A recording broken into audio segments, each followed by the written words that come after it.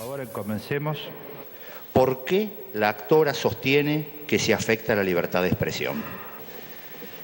Bueno, lo que primero tenemos para decir es que la ley produce un efecto contrario al que declara. Para entender de por qué se afecta la libertad de expresión, hay que entender cómo se afecta la sustentabilidad del Grupo Clarín con estas normas que pretenden desconcentrar. Una primera observación que hay que hacer es que es una norma específica de desmonopolización que es contraria al principio 12 de la libertad de la OEA, de la libertad de expresión. Pero yendo al punto de la sustentabilidad económica, hay que entender cómo están estructurados los servicios y qué tipo de servicios se prestan. Por ejemplo, Cablevisión presta el servicio de Internet y de televisión por cable. Ese servicio se presta sobre una red de una compleja tecnología que es nacional. Tiene 8.300 kilómetros de largo en forma de anillo y que desde... Perdón, doctor, después le vamos a preguntar sobre eso. No, está bien, sobre la sustentabilidad. En concreto, usted sostiene que por aplicación de la ley hay una afectación indirecta de la libertad de expresión. ¿Una afectación? Indirecta, si se aplica la ley, como consecuencia de eso se afecta a la sustentabilidad y como consecuencia de eso hay una afectación a la libertad de expresión. Sí, entendimos mejor la pregunta. Perdón, doctor Lorenzetti. Permítanme decirles que la libertad de expresión, que es lo que resguarda esta ley, es un valor simbólico. La ley de defensa de la competencia es una ley que resguarda el mercado. Valor simbólico y valor de mercado no son exactamente lo mismo. La cuota de mercado en sí es una limitación a la libertad de expresión. Todo público que esté fuera de esa cuota de mercado no va a poder acceder a la programación e información que dé Grupo Clarín. Aparte de esta limitación, sucede que con el régimen de multiplicidad de licencias y la cuotificación de mercado, se afecta la escala y alcance de Grupo Clarín. Es el grupo que por su tamaño impide, digamos, tener, como lo decía ayer Cintia Ottaviano, cuando ellos gritan, los demás susurran, justamente por su volumen y por la audiencia, por la llegada, por la pisada y por el tamaño y la cantidad de medios que detentan. El mercado de la información hoy en día es un mercado que requiere altísimas inversiones tecnológicas. Requiere una importante inversión inicial. A medida que se agregan clientes o usuarios, estos costos medios se reducen y hacen posible la inversión. Para darle un ejemplo de otra industria, no sería posible tener una red de teléfonos celulares para una cantidad reducida de usuarios. Uno necesita una cantidad importante de usuarios para poder sostener la red. En la televisión por cable y la provisión de Internet, eso es idéntico. Si uno reduce la escala de la empresa, no se puede mantener la infraestructura tecnológica existente que hay que volver a hacer con las innovaciones tecnológicas. El Grupo Clarín, por la magnitud de mercado que tiene, genera barrera a la entrada de competidores, tiene la posición dominante, por lo tanto, marca precio y condiciones de competencia, y por otro lado ha llevado adelante prácticas predatorias y excluyentes. Tanto es así que su conformación de licencias ha incluido la compra de competidores, no para explotarlo, sino para cerrarlo. Esto ha generado que su posición dominante a nivel nacional esté acompañada de posiciones monopólicas en lo local.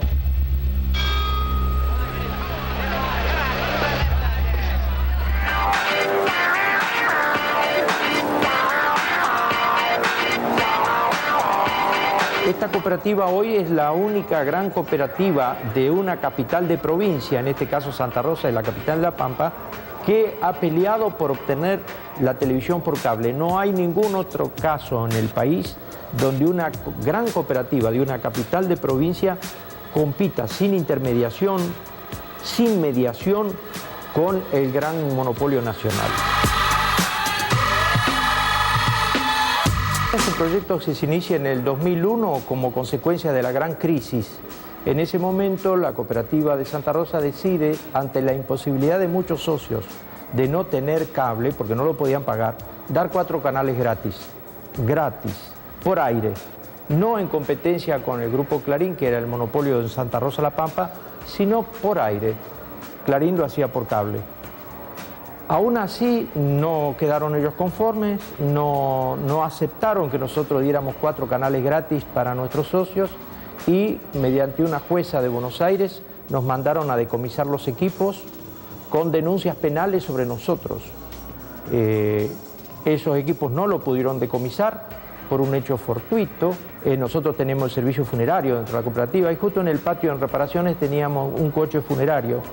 Así que cuando nos enteramos que venían, escondimos los equipos en el coche funerario y los pudimos salvar. No nos pudieron decomisar los equipos, pero sí nos interrumpieron la transmisión. Decidimos ir por la televisión por cable y competirle en el mismo campo.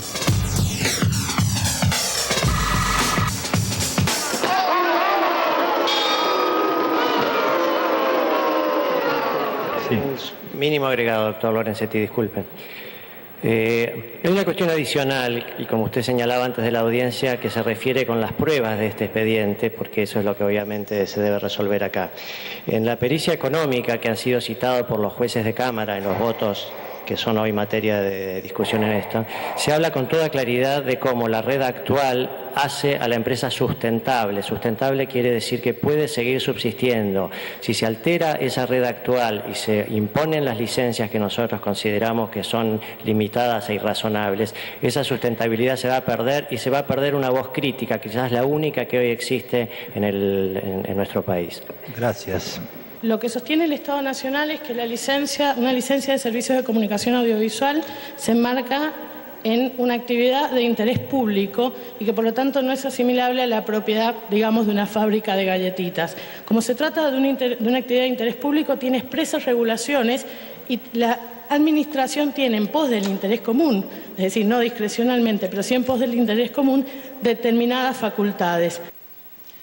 O sea, el cambio que introduce, las restricciones que existían en la ley anterior no afectaban la economía de escala y alcance como le hace ahora. El tema es que esta ley limita mucho el tamaño de la empresa y no le permite tener la capacidad necesaria para competir en el mercado convergente, dinámico, que es la comunicación hoy en día. Gracias. Sexta. Agregar una sola cosa a modo de ejemplo. Desde la sanción de la ley, solo para tomar por ejemplo, 2 señales, una del Estado, que es Paca Paca, una señal infantil, y una del sector privado, que es N23, han solicitado incluso judicialmente la incorporación a la grilla de cablevisión. Hay que tener claro que estar incorporado a la grilla de cablevisión implica automáticamente quedar excluido del 45% del mercado argentino. Estas son las consecuencias de exclusión.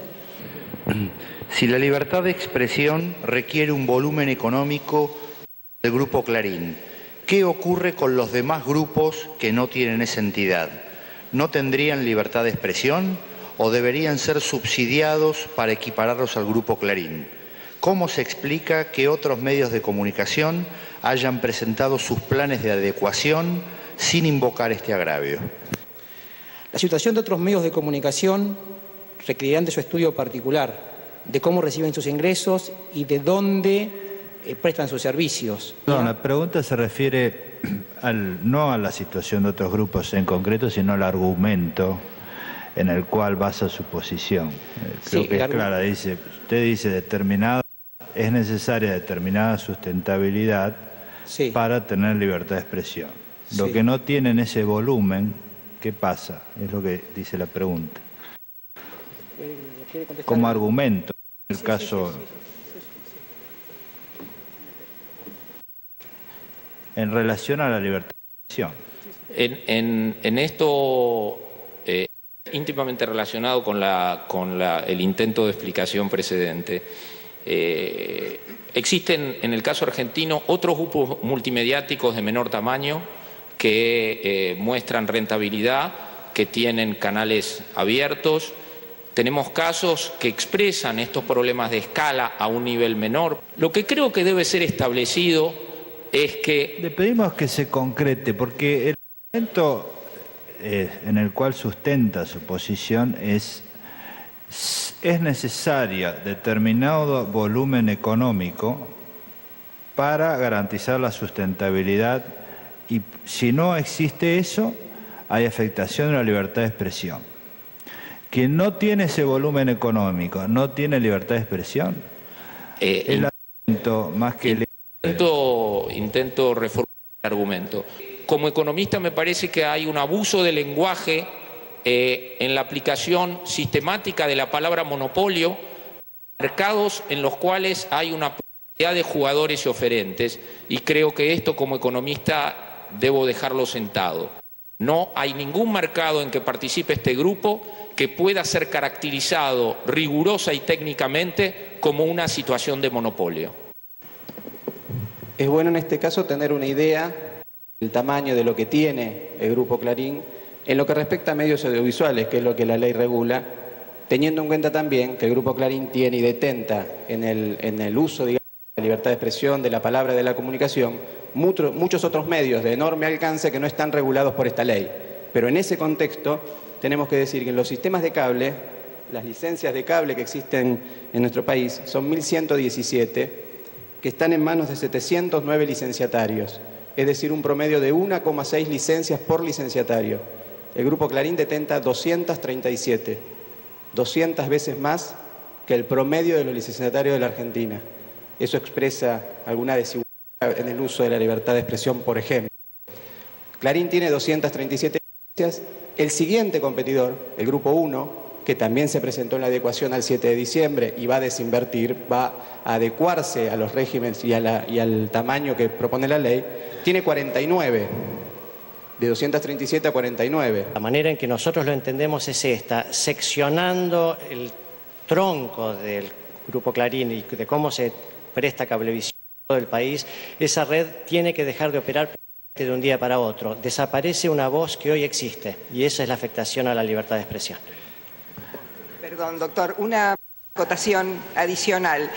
Es un medio, el único medio que está en condiciones de hacer periodismo de investigación. Los otros medios se sostienen básicamente en su 80% por publicidad oficial. Dos falsedades en cuanto habló la doctora. 30 segundos. Dos.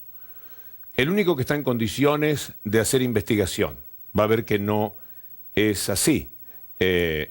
Y la otra se la digo enseguida, porque lo que le quiero presentar ahora tiene que ver con la demostración de que ellos creen en el Grupo Clarín, que los únicos que pueden hacer periodismo de investigación son ellos, porque tienen la fuerza suficiente como para que los jueces salgan corriendo detrás de lo que ellos pretenden denunciar.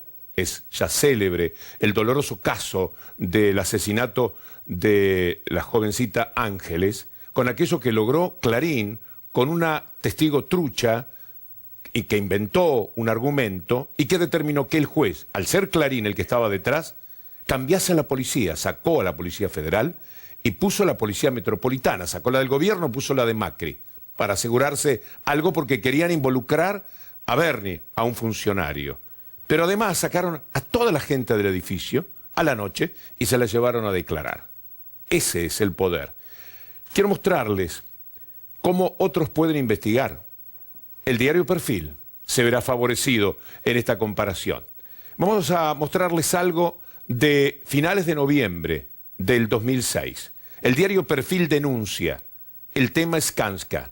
Investigan sobornos millonarios para la construcción de un gasoducto de Debido. Claramente dice, la mayor constructora de puentes del mundo, Skanska, echó a los 7 gerentes de su filial argentina, aceptó la renuncia del CEO y anunció que se retira de la obra pública por problemas éticos. Denuncia del diario Perfil, es decir, Perfil puede hacer mal o bien esa misma investigación que meses después hará el diario Clarín. Por lo tanto, es absolutamente falso que sean los únicos que pueden investigar. Son los únicos que tienen la posición dominante para influir y para que los jueces, la justicia, salgan corriendo detrás de lo que ellos dicen. Estábamos en noviembre, pasa diciembre, pasa enero, pasa febrero, siempre en el cajón de Clarín, esperando el momento oportuno. El tema Skanska, que ya sabemos fue una gran mentira. Se llega al 27 de febrero, pasó el verano. Pues ahora sí, que viene un lindo momento para jugar con este tema. Pidieron investigar al ministro Debido. nace el caso Skanska, que terminaría con lo que ustedes saben, 25 peritos de la Corte Suprema diciendo que esto no era verdad,